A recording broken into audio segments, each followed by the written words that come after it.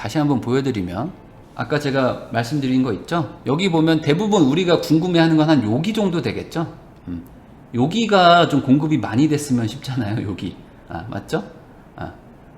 뭐 이쪽도 물론 뭐 필요하신 분들도 있지만, 뭐 여기를 좋아하시는 분들은 별로 없고요. 뭐 이런 데를 좋아하는 데도 별로 없죠. 물론 여기 사시는 분들도 있지만 그런 사람들을 비하하는 건 아니고요. 서울에 살아야 되는 사람들 입장에서는 가능하면 여기 안쪽이나 아니면 뭐 이 동남 쪽에 좀 생겼으면 싶은데, 이쪽에 물량이 그렇게 많지는 않아요.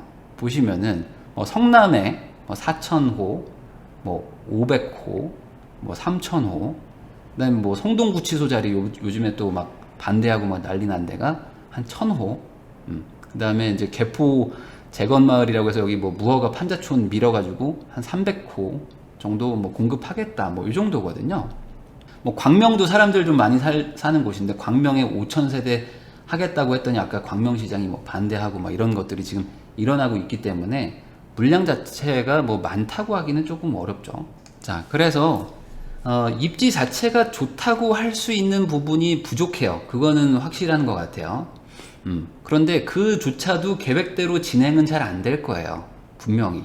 왜냐면 기존에 과거에 뭐 신규 뭐 택지지구나 아니면 신도시, 미니 신도시급으로 어딜 뭐 개발한 곳도 다 뭐 싸움 나고 뭐 반대하고 막 시위하고 하다가 극적으로 합의되고 또 하면서 또 막 지지부진하고 뭐 계획이 틀어지고 변경되고 하면서 막 시간이 막 질질 끌립니다. 그러다가 겨우겨우 막 진행이 되죠. 그래서 실제로 지금 공급대책이라고 지금 발표를 했지만 현실적으로 당장 어디 뭐 공급이 된다라고 보기는 힘들어서 지금 시장의 반응이 좀 미지근하죠. 미지근해요. 거기다가 서울 있죠? 서울 안에다가 공급한다는 것도 지금 어쨌든 1,700세대 빼고는 나중에 발표하겠다고 또 밀어버리고, 거기다가 재개발 같은 거는 잘 안 되고 지금 분위기가 안 좋으니까, 거기다가 뭐 재건축도 잘 안 되죠. 재건축은 뭐 완전히 규제로 지금 다 막아놨고, 재개발을 하려고 그러면은 서울의 아파트나 이런 집값이 너무 올라 버려가지고 지금 이 빌라나 단독주택 팔아가지고는 서울 안에서 다시 집을 얻을 수가 없어요, 이분들이. 그러니까 다 경기도 외곽으로 빠져나가야 되기 때문에 동의도 잘 안 되고 재개발도 좀 미지근하고 재건축도 잘 안 되고 이런 상황이다 보니까 결국에는 공공 어떤 택지에다가 어떤 공급이 되는 거 아니고서는 지금 어떤 뚜렷하게 공급할 방법이 없는데 이도저도 지금 안 되고 있는 상황이죠. 그러면 이런 상황에서 제가 부정적으로 얘기한 게 아니고 그냥 저는 그냥 사실을 얘기한 거니까 보는 분들이 한번 판단을 해보시면은 이 향후 5년간 서울에 공급이 충분할 것인가 라고 판단했을 때 제가 봤을 때는 아니거든요. 제가 봤을 때는 정부 보고서대로 앞으로 5년간의 공급은 전혀 문제가 없고 2022년도 이후에나 조금 문제가 생길까봐 내가 공급을 더한다 라는 이 보고서의 내용 자체는 조금 맞지 않을 것 같다 라고 저는 예상이 됩니다. 공급이 절대 충분하다고 할 수가 없어요. 그러면 이제 유일한 이제 희망은 이거죠. 서울에 아직 9곳 발표가 남았잖아요. 그래서 지금 뭐 김현미 장관하고 뭐 서울시장하고 뭐 지금 뭐 이래저래 뭐 협의를 하고 있겠죠. 그러면은 그게 유일하게 남은 이 정책의 이제 마지막 퍼즐인데, 이 부분에서 어떤 의미 있게 어떤 뭐 대책이 나오지 못하면 어떤 무주택자나 아니면은 뭐 서울에 입성하고 싶은 어떤 그 기대감이 있는 분들은 상당한 실망감을 얻을 것 같아요. 자, 두 번째 꼭지가 이겁니다. 신혼 희망타운을 조기 공급하겠다. 이게 이제 이 정책의 한 꼭지인데, 이거는 제가 또 부정적으로 얘기하게 되는데, 정부의 공급 계획은 항상 용두삼이에요. 이거는 문재인 정부라서 제가 뭐라고 하는 것도 아니고, 박근혜 정부라서 뭐라고 하는 것도 아니고, 이명박, 노무현 다 똑같습니다. 항상 정부의 공급 계획은 계획대로 되지가 않아요. 자, 쉽게 얘기를 해드릴게요. 작년 17년 11월 27일에 주거복지 로드맵이라는 것을 발표했어요. 혹시 기억나시는지 모르겠는데, 오늘로부터 한 11개월 전이죠. 그러니까 한 10개월 전, 그리고 벌써 한 1년 전 얘기예요. 그때 주거복지 로드맵이라고 해가지고 약간 야심차게 발표한 게 있습니다. 거기에 이런 표가 하나 있어요. 이 표가 뭐냐면은 11월, 그러니까 작년 11월 27일에 발표한 보고서에 이 표가 있는데, 우리 문재인 정부가 매년 17만 채씩 공급하겠다. 그래가지고 한 85만 채를 공급하겠다라고 그 보고서에 적혀 있어요. 그러면 18년, 이미 이제 18년 다 지나갔죠? 18년에만 보면 신혼부부 공공임대주택을 약 3만 호를 공급하겠다고 했어요. 그러면 공급이 됐나요? 자, 정부가 앞으로 잘하겠다고 하는데, 그럼 과거를 보면 미래를 알 수 있으니까 18년도에 3만 호가 공급됐나요? 안 됐죠. 안 됐습니다. 신혼희망타운 뭐 분양받았다는 분 찾아본 적 있으세요? 없죠. 앞으로 12월에 조금 하겠다라고 또 발표한 거죠. 이것만 봐도 알 수 있는 거야. 작년에 발표한 정책도 지키지 못했어요. 그러면 문재인 정부가 무능한 거냐? 아니다. 아니에요. 박근혜 정부, 이명박 정부, 노무현 정부 다 그랬어요. 다 발표는 원대하게 해. 그러니까 용두삼이죠. 야, 나 이렇게 하겠습니다 라고 하지만 막상 주민의 반대, 뭐 그 지자체의 반대, 또 국회의원들이 또 싫어하죠. 뭐 그 주민들의 또 의견을 또 모아야 되니까, 또 그리고 또 뭐 정책이 항상 뭐 진행이 잘 됩니까?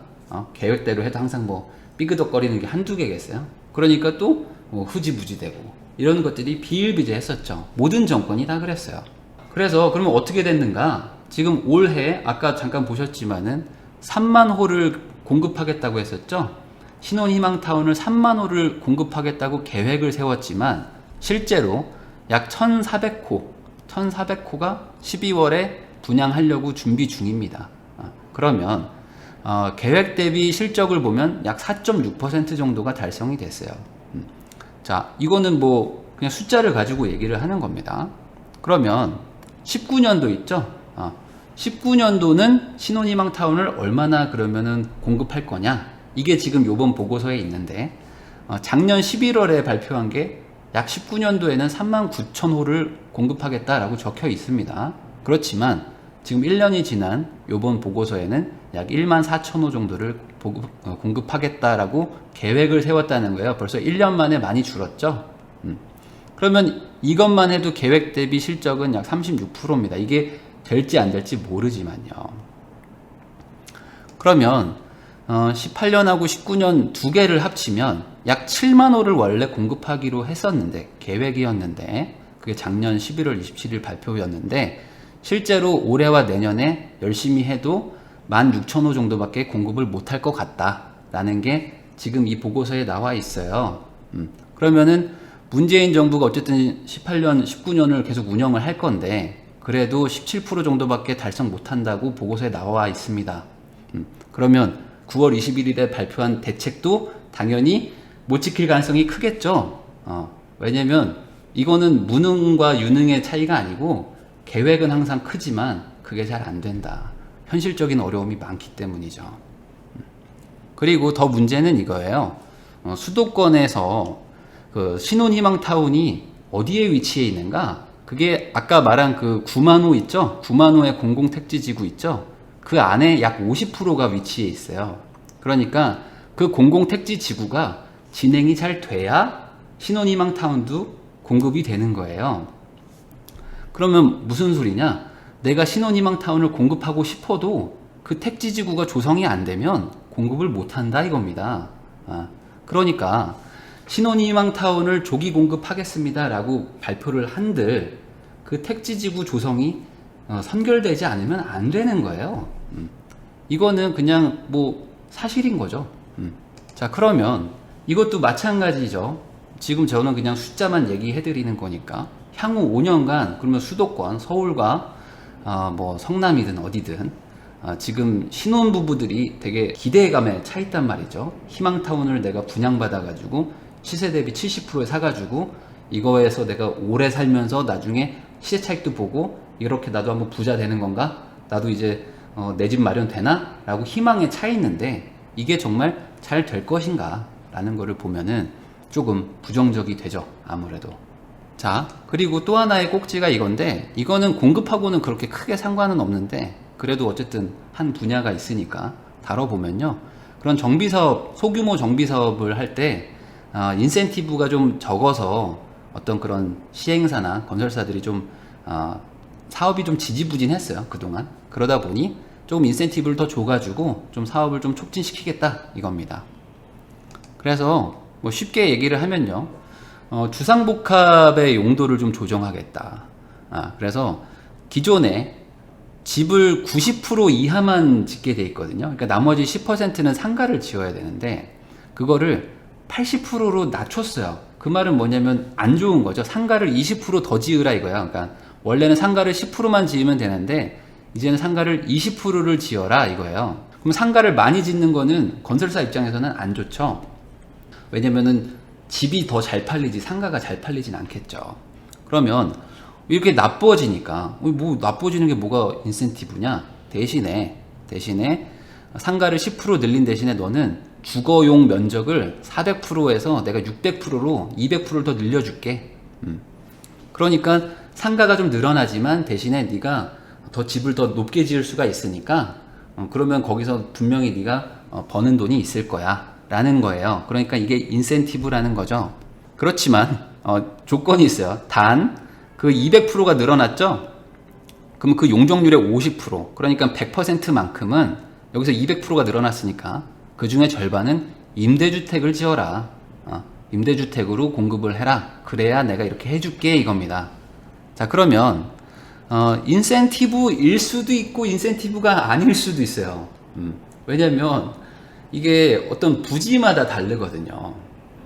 이게 용적률을 올리는 게 좋기는 좋은데 이게 또 그럼 높게 뽑으니까 또 그러면 좀 뷰도 잘 나오고 하니까 주택이 좀 높아지긴 하는데 또 그 대신 상가를 또 많이 늘려야 되니까 또 부담이 되네 이럴 수가 있거든요. 거기다가 또 늘린 거에 또 50%는 또 임대주택으로 더라고. 그러면 임대주택을 관리를 또 어떻게 하지? 이거는 또 몇 년간 또 한 7, 8년간 또 못 팔 텐데 이거 어떻게 해야 되나 뭐 고민이 될 거란 말이죠. 그래서 이게 무조건적인 인센티브다라고 할 수는 없고요. 어떤 부지별로 또 분양 계획에 따라서 그 업체들이 좀 판단을 해봐야 되겠지만 이런 거를 고민할 정도의 그런 부지라면 조그만한 부지고요. 어떤 대규모로 사람들이 뭐 좋아할 만한 그런 대단지는 절대 아닐 것이다. 그러니 이거는 크게 대세에 영향을 주지는 못하고요. 그 다음에 이것도 있습니다. 준주거 지역의 용도를 조정해 가지고 용적률을 조금 더 상향시켜 주겠다. 그래서 기존에 지금 서울은 400%인데 500%로 내가 준주거 지역에 뭘 지을 때는 100% 더 늘려줄게. 그러니까 네가 한 층, 두 층 더 올리면 좋잖아. 대신 늘어난 용적률의 50%는 임대주택으로 해라. 이겁니다. 그러니까 용적률이 올라가니까 너 좋잖아. 대신에 그 중에 반은 또 임대로 빼. 라는 거예요. 그러니까 이게 좋을 수도 있고 안 좋을 수도 있는데 준주거 지역의 어떤 뭐 시행을 해가지고 뭐 건물을 올리는 사람 입장에서는 용적률이 좀 올라가니까 나쁠 것 같지는 않은데 이것도 또 사업성을 따져봐야 돼요. 그렇지만 문제는 뭐냐면 준주거 지역이라는 게 아주 적어요. 서울에서 준주거 지역이라는 곳이 면적이 아주 적습니다. 대부분 다 1종, 2종, 3종 주거 지역 뭐 이런 거지 준주거 지역은 거의 없어요. 대부분 이제 뭐 구도심에 상업 지역에 딱 붙어 있는데 조그만한 아주 작은 땅들, 그리고 아주 역세권 도로변에 조금씩 있고 많지 않다. 그러니까 문제는 준주거 지역이 많지 않다는 거죠. 그러니까 그런 데는 부지도 작고 대단지도 아니기 때문에 거기서 용적률을 50%를 떼가지고 그거를 임대주택을 지어봐야 수백 채, 수천 채가 생기는 게 아니니까 그것도 또 애매할 수 있는 거예요. 그러니까 이거는 사업성이 나오는지 안 나오는지는 이제 사업하시는 분들이 따지겠지만 쉽지는 않을 것 같다. 그 다음에 이제 재건축 같은 거를 할 때 보면은 기부 체납이라고 해서 토지를 떼줍니다. 국가한테 떼줘요. 그래서 여기다가 학교도 넣고 아니면 공원도 만들고 소방서도 짓고 이런 걸 한단 말이죠. 그런데 그 기부 체납을 임대주택으로 받기도 하겠다라는 거예요. 그 말은 뭐냐? 너네가 재건축 하잖아. 그러면은 한 동이 됐든 두 동이 됐든 임대 아파트를 지어. 그러니까 원래는 그걸 공원으로 만들고 학교로 만들고 이랬는데 거기다 그냥 아파트를 지어서 나한테 줘. 그럼 내가 그거를 또 임대주택으로 이용을 할게. 이거예요. 그러면은 아파트를 재건축하는 조합 입장에서는 좋을 수도 있고 안 좋을 수도 있어요. 왜냐면은 아파트가 늘어난다는 거는 어찌됐든 간에 공공부지가 줄어들게 되니까 만약에 여기다가 무슨 뭐 그런 거 있죠, 그 공원이나 이런 거를 만들었다면 물론 외부인들도 와서 쓸 수 있지만 대부분 우리 단지 사람들이 가서 이제 그 공원을 이용하는데, 거기다가 아파트를 지어주면은 어쨌든 같은 면적 내에 사람이 더 많이 살게 되니까 조금 더 불편할 수도 있단 말이죠. 그러니까 이것도 또 따져봐야 돼요. 그러니까 무조건적인 인센티브라고 할 수는 없고, 어떤 단지에서는 뭐 그럴 수도 있고 아닐 수도 있고, 우선 뭐 그런 근거를 만드는 정도라고 생각하시면 될 것 같아요. 그 다음에 뭐 나머지 또 여러 가지가 있는데, 그냥 일괄적으로 아주 작은 20가구 미만의 아주 작은 정비 사업을 할 때 뭐 몇 가지 혜택을 더 주는 게 있습니다. 그런데 이거는 뭐 우리와 큰 상관은 없고요. 그래서 결론만 말하면 이 세 번째 꼭지는 대규모 공급책하고는 전혀 상관이 없고요. 그냥 조그만한 사업을 하는 사람들한테 일부 좀 영향을 줄 수 있는데, 뭐 그게 줄지 안 줄지는 그 부지별로 다르다. 그래서 이 공급 대책의 총평을 좀 해보면요, 물론 뭐 저의 개인적인 생각이지만 다른 방송에서도 계속 하지만 원인을 잘못 분석했어요.